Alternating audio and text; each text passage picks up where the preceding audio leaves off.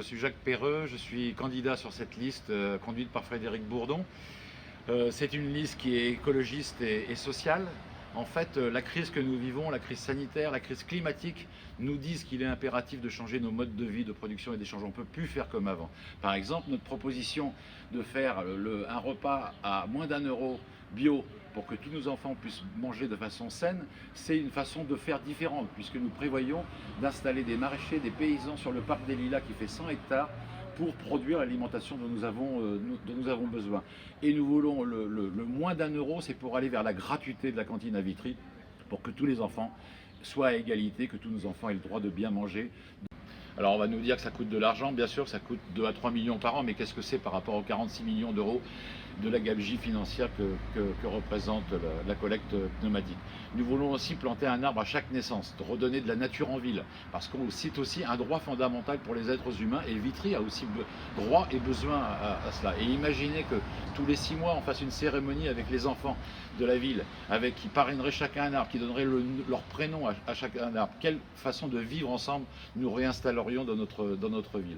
Nous avons beaucoup de propositions pour le développement du vélo, des garages à vélo, des pistes cyclables, des pistes piétonnes, redonner vie au petit commerce local. Tout ça, c'est des grandes économies d'énergie, c'est un autre mode de vie qui fait que la ville est plus agréable et qu'on réduit notre empreinte écologique. Alors je sais bien, le maire actuel, Jean-Claude Kennedy, dit qu'il est écologiste. Bon, il a sans doute beaucoup de qualités, mais pas celle-là.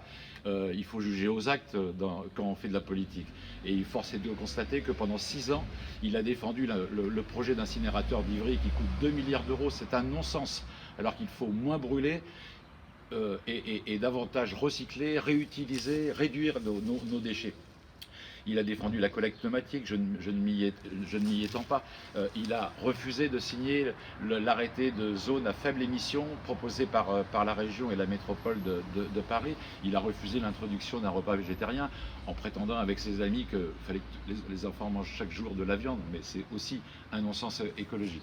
Donc je pense que dans ce domaine, il faut plutôt juger donc comme aux actes. Je sais bien qu'il a embarqué deux ou trois écologistes, mais tout cela est dérisoire. On ne fait pas de la politique pour des postes. Et c'est la deuxième raison pour laquelle je suis sur cette liste. C'est une liste qui est animée par la volonté de développer la citoyenneté à Vitry. Quand on est élu, on n'est pas au-dessus des autres. On ne devient pas injoignable, on ne devient pas intouchable. Ceux qui me connaissent savent que lorsque j'étais conseiller général, je faisais des permanences sans rendez-vous. C'est-à-dire qu'il n'y a pas besoin d'attendre 1 an quand on a un pépin pour avoir un élu en face de soi qui vous aide à régler un problème. Et puis j'enrage par exemple de savoir qu'un jeune chef étoilé de Vitry a été obligé d'aller s'installer ailleurs qu'à Vitry parce qu'il n'a pas eu une oreille attentive. Eh bien nous, on a envie que les élus soient très proches des gens, qu'on soit au service de leurs talents, de leurs projets. On a envie de débrider cette ville. Voilà, nous avons envie de redonner de la joie et de la fierté à tous les Vitriots qui sentiront qu'ils participent aux décisions qui engagent l'avenir de leur ville et de leurs enfants. Et au lieu d'avoir la première place sur le podium de l'abstention, nous allons essayer d'avoir la première place sur le podium de la citoyenneté. C'est ça le sens du vote Bourdon le 28 juin.